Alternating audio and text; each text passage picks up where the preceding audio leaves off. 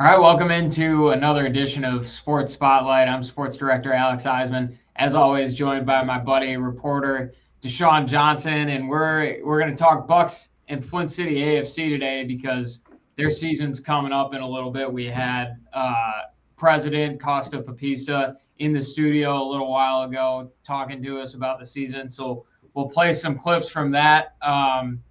DeShawn, you were able to spend some time at those games last year before I got here. So just tell me kind of what it was like for you being able to experience that, especially when you were pretty early on when you were here as well.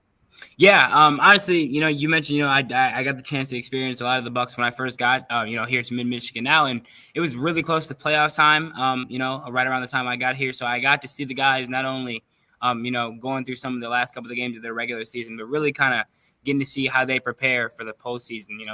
They've made quite a few postseason runs these last couple of years, and so, I knew coming into it that they were going to be a focused and determined team, but kind of getting the chance to see it all firsthand was pretty cool. I haven't got the chance to experience a lot of professional soccer, a lot of high school stuff, and even some college stuff, but you can totally see these guys take it to the next level as far as, some of the stuff they're doing on the field and, when they're practicing and everything. And as far as the games go, they're pretty electric, man. I got to be honest with you, starting off with the atmosphere itself, they play all their games over at Atwood Stadium, and it's a beautiful stadium. Anyone that hasn't had the chance to make it over there yet for either football games or what have it, they got some great soccer games going on over there here coming up. The fans are great. The River Rats, I'm sure everyone that's been to their games and have seen those guys, they're fantastic out there. The fan base there, they make all the games worthwhile. But as far as the play, last year it was so fun to kind of see how the Bucks would put together almost a different experience every night. Like they would have kind of somewhat of the same outcomes, but I guess what I mean by that is there was no one specific score on that team. They had a lot of versatility, a lot of different guys that could get it done. So I got to see they put together some fantastic wins. I remember the last game of their regular season last year was a 10-0 win.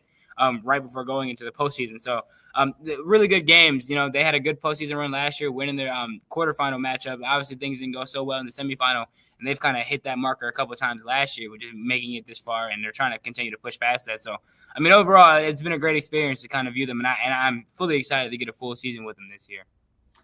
For sure, and the other thing before we even started this that you're talking about is the unselfishness too, which is always crucial to any sort of team success in the playoffs. Before we kind of dive into this upcoming season, though, there was a pretty big development for the Bucks in kind of the offseason where a former player got called up to the U.S. national team, played in a couple games, and that was something that I thought was so cool. And it's something that I asked Costa about. So here's his response to Emeka Eneli making the U.S. national team. That was incredible. Emeka Eneli played for us in 2022, and just a great person. Couldn't be happier for him, and the fact that, first of all, he got drafted by Salt Lake in the first round. He signed a long-term, multi-million-dollar contract there, which is amazing.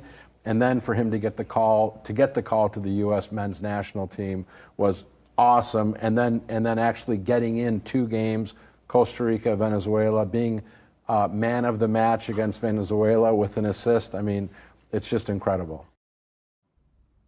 Man of the match. That's a big deal too, especially in an international game where you're kind of bringing out the best of the best in each of these countries. So that was one of the first Buck stories that I remember doing since I've been here. So I think it's awesome.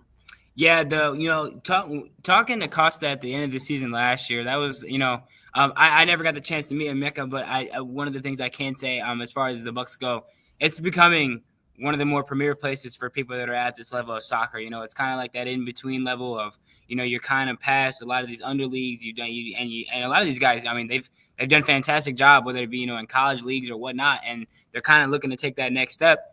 And the USL is a great place to do it. And specifically with the Flint City Bucks, like I said, Costa, he talked a lot about how more and more people are kind of looking at this as an ideal landing spot. And, here in the Flint area, as far as this team, they're starting to really build up, obviously not just with us, but other media, other media is coming to check out these games. You kind of get your name highlighted or put in the spotlight, and you never know what happens. Obviously, he's Mecca signing a multi-million-dollar contract, and so Costa said, I mean, as this team continues to, like I said, multiple playoff runs the last couple of years, they've been doing really well. If this team continues to go with the success they've had, the Flint City Bucks will continue to be a premier place for these players to go.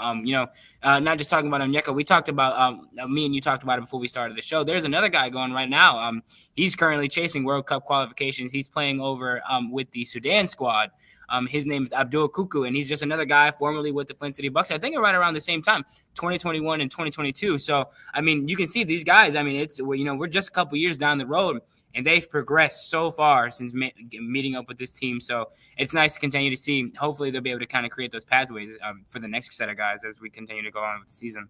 For sure. I mean, you love to see it be that sort of springboard for careers, both at the club and the international level. And what I think is really cool is this year, the Bucks players are going to get experience playing a foreign team, an international team. That's something that Costa was talking about setting up. And I believe he said that this is the second time in club history that they've done it.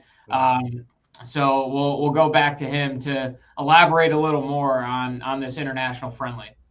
Yes, we're planning to have Atlas from Liga MX, their reserve team, come in June 25th is our tentative date. And for us, that'll be our second international friendly. We had Tigres back in 2022. So super excited about that. It'll be a big Hispanic Latino heritage event with food trucks and live music and mariachi bands and the whole 9 yards. So it'll be a ton of fun. That's really the best thing about what we offer is the environment. Atwood Stadium is gorgeous on the campus of Kettering University, the state park right across the river. It's just a beautiful environment. And if the weather's good, it's unbeatable.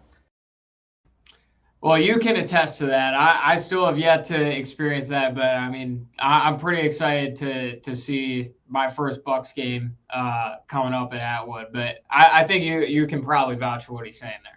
Yeah, so one of the cool things that I got to experience firsthand at the end of the postseason or at the end of the regular season last year, they always do some really cool things. You'll come to see at like halftime. They always let all the kids in the stands. They let them come out during halftime. They all get their own balls and stuff. They get to play on the field. They always try and keep, as Costa said, a really good environment that they offer up. And at the end of the regular season last year, they did an entire fireworks show, and it was amazing to see. They won that game that night. Like I said, they a 10-0 victory. So it was not only a big win, but the entire environment, the fans, the community, they're all out there, and the Bucks are kind of giving it back to the people a little bit with the fireworks show, celebrating with everyone. Everyone gets to come on the field.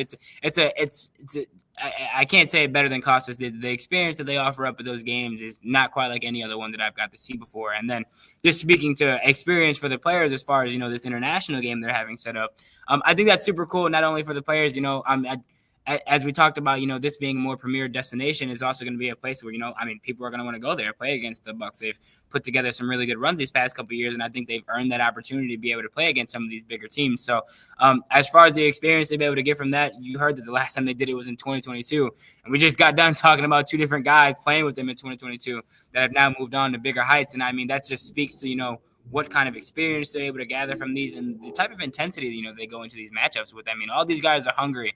So, I mean, I think being able to get an early shot against, an international team and then take that experience into this year as they continue to try and make a name for themselves, I think it's huge for the guys. Well, not just an international team, but it sounds like this Mexican club has some more experienced players on it too. So being able to go up against, maybe more physically developed, more higher IQ, not higher IQ, but the more you play the game, the more your IQ develops, obviously. Right. So just being able to kind of learn from that experience, I think it will be a really cool opportunity for the Bucks players. And not speaking of the Bucks, Flint City AFC, their season starts at home. Their home opener is before the Bucks. That one will be May 17th. And another thing that was cool when I was talking to Costa is he said they have two UNC players who are coming off a national championship season, which I mean, That's so awesome. Wow. That's I mean, some of the best players in the country. So I thought that was a really cool little thing that we'll have to look forward to this year. Absolutely. Their home opener May 17th. The Bucks will be May 31st. Okay. And I know you were talking about the fireworks event. I also asked Costa about some of the other events that they'd be doing throughout the year as well. Yeah, we're going to do our Military Appreciation Night again, also in June. This will be tied in with the Veterans Resource Rally, which is put on by the county Veterans Affairs. So we're really excited about that. It'll be kind of like a combo event. We're doing another jersey auction for Hurley, for the Hurley Foundation. That'll be our big Hurley night. We've got a lot planned. Both of our opening nights will be big. Our women's opening night will be a Dort Financial member night, as will our men's opening night.